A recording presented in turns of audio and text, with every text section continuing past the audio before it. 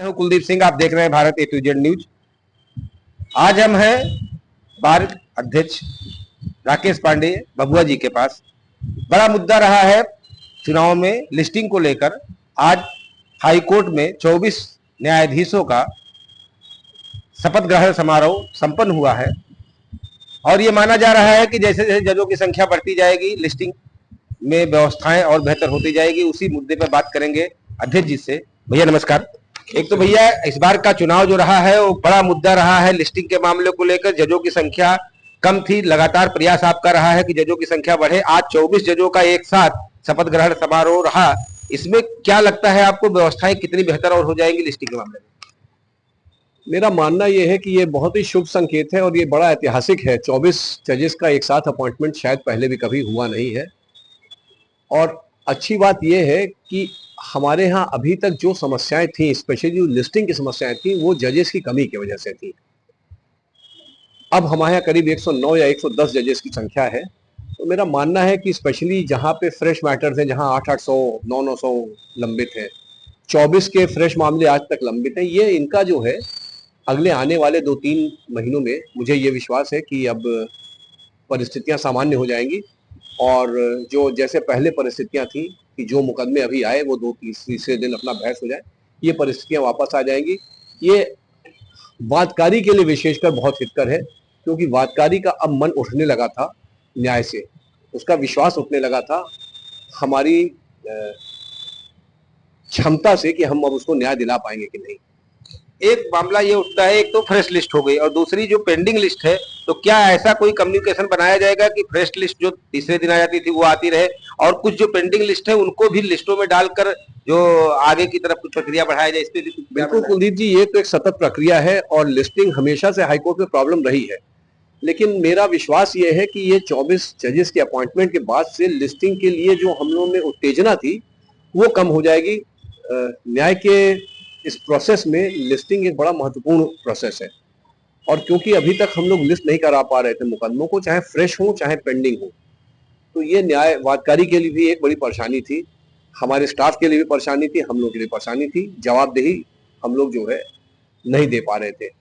मुझे लगता यह है कि इन 24 जजों के आने के बाद से लिस्टिंग के बारे में जो हम लोग की उत्तेजना थी, जो परेशानियां थी, उसका काफी हद तक निराकरण हो जाएगा। कुछ जज अभी और भी नियुक्त होने की संभावनाएं हैं, क्योंकि जैसे चर्चा चल रही 29 जज और मेरा मानना यह है कि अभी जो है कुछ जजों की और नियुक्तियां संभावित है और शायद जल्दी हो जाए। और बार के अधिवक्ताओं के लिए कुछ बड़ा प्रोजेक्ट आप लाने वाले हैं, जैसे हेल्थ इंश्योरेंस हो गया और बाकी हेल्थ से रिलेटेड उनकी समस्याओं के लिए भी आपने बड़े लेटर लिखे हैं। उसको मैं अभी डिस्क्लोज नहीं करना चाहता हूं कि काम पूरा हो जाए, डिस्क्लोज हो, उस पर थोड़ा सा बता दीजिए। कल हम लोगों ने कमिश्नर इलाहाबाद को एक लेटर लिखा है और उसमें हम लोगों ने ये कहा है कि जो है इलाहाबाद मेडिकल कॉलेज में अधिवक्ताओं का वीआईपी ट्रीटमेंट हो, उनको प्राथमिकता पर ट्रीटमेंट मिले। और मुझे ऐसा लगता है कि हम इस बात को अपनी उन तक पहुंचाने में भी सक्षम रहेंगे और शायद हमारी बात मानी भी जाए।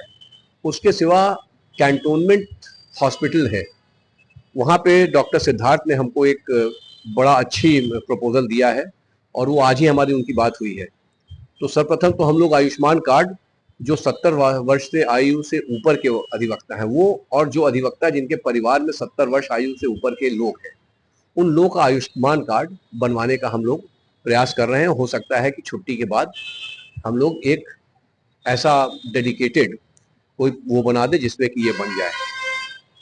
नवंबर में दिवाली की छुट्टी के बाद हम लोग कोशिश ये कर रहे हैं कि कुछ विशेषज्ञ जो कैंटोनमेंट हेल्थ हॉस्पिटल में आते हैं, मेदांता से, अन्य दिल्ली के अस्पतालों से, उनको भी हम स्थान दे दें हाईकोर्ट में और हमारे अधिवक्ताओं को वो लोग उनकी जांच का और उपचार का फायदा मिल सके। इसके सिवा हमारा प्रयास ये है, और आज हमारी ये भी बात हुई है, कि कैंटोनमेंट हेल्थ हॉस्पिटल में यदि अधिवक्ता या उसके परिवार के लोग अपना चेकअप कराने जाएंगे तो रेडियोलॉजी और पैथोलॉजी को CGHS रेट पे उन्हें उपलब्ध होगा। यानी जो MRI 11,000 में होता है वो 3,500 में उपलब्ध होने लगेगा। ये हम लोगों का प्रयास जारी है और मुझे विश्वास है कि आने वाले महीने 2 महीने में आपको कुछ न कुछ सार्थक चीजें दिखेंगी। अच्छा, एक मुद्दा इसमें और है, क्योंकि बहुत से अधिवक्ता है जिनका एक तो लाइफ टाइम मेंबर नहीं है और दूसरा 5 मुकदमे भी उनके साथ नहीं है, तो क्या वो इस कैटेगरी में तो नहीं आएंगे? उनको आने के लिए लाइफ टाइम मेंबरशिप या मेंबरशिप का होना जरूरी है और साथ में 5 मुकदमों का होना जरूरी है? बिल्कुल, हमारे जो नियम है उसमें पिछले वोटिंग लिस्ट में आने के लिए, मेंबरशिप के लिए तो उतना आवश्यक नहीं है, लेकिन वोटिंग लिस्ट राइट आने के लिए पिछले 3 वर्षों में हर वर्ष 5 या 5 से अधिक मुकदमों की फाइलिंग होनी चाहिए। मेंबरशिप कंटिन्यू कर सकती है बिना इसके, लेकिन वोटिंग राइट नहीं मिल पाता है। और मेरा अपना मानना भी है कि अगर 5 मुकदमे भी साल में नहीं है तो फिर हमको नहीं लगता है कि उसको ये कहा जा सकता है कि ये एक्टिव प्रैक्टिस में है। मुकदमे तो होने चाहिए। नए अधिवक्ताओं को ये समस्या हो सकती है, लेकिन जिसका 3 साल या 4 साल हो चुका है और 3 साल के बाद ही वोटिंग राइट मिलता है, तो उसको माना जाता है कि अगर वो सही में प्रैक्टिस में है तो 3, 4, 5 मुकदमे तो उसने फाइल किए ही होंगे। बहुत बहुत धन्यवाद आपका। तो आप देख रहे हैं, बड़ी बात है बार के लिए, मेडिकल सुविधाओं को लेकर बार लगातार कार्य कर रहा है। आपने अध्यक्ष जी को सुना कि क्या क्या सुविधाएं और मिलने वाली है, और सबसे बड़ी बात है कि जजों की संख्या बढ़ने से लिस्टिंग के मामलों में 72 सुधार आने की संभावना है, और साथ में इस प्रक्रिया पे भी ध्यान रखा जाएगा कि फ्रेश मुकदमे और पेंडिंग मुकदमों को कैसे तालमेल बनाया जाए जिससे किसी भी अधिवक्ता को दिक्कत ना हो। कैमरामैन संजय सिंह के साथ zonal head Bharat A to Z news. सुरक्षा रेखा पार होते ही खतरा शुरू हो जाता है। सिक्योरनेट सीसीटीवी कैमरा और डीवीआर देता है तुरंत अलर्ट सीधे आपके फोन पर। जब बात हो सुरक्षा की, चुने सिक्योरनेट, क्योंकि आप सुरक्षित तो देश सुरक्षित।